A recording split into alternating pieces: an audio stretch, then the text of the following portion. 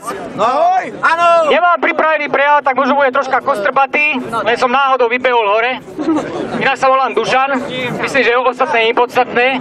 Žijeme v ťažkej dobe, celý svet sa zadlžuje, Európska únia sa zadlžuje, Amerika sa zadlžuje, sme proste prúseri. Vidíme všetci, čo sa stalo s Gréckom, že namiesto toho, aby ho nechali skrachovať a dneska by už bolo lepšie, tak do toho narvali stovky miliárd eurách a ďalej do toho dávajú peniaze. Dneska je dvakrát zadlženejšie ako pred 3 rokmi. Chcem povedať toľko, že nech je ako je, mali by sme v kľude riešiť ale tvrdo veci s tým, že sme občania, každý si to musí uvedomiť.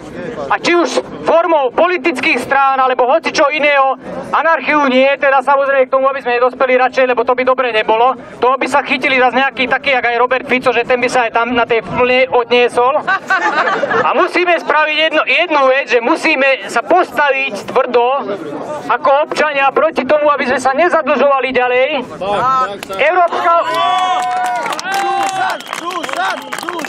Európska únia sa tak či tak rozpadne, lebo chorobu, ktorú spôsobili politici a finančníci, tak ju tí istí ľudia liečia tými istými prostriedkami.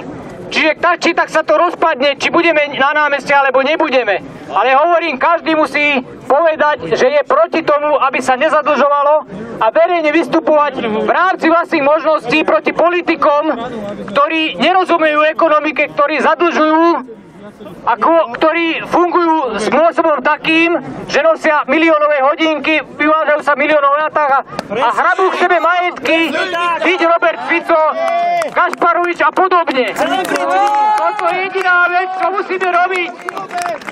Drží vám v tom palce všetkým.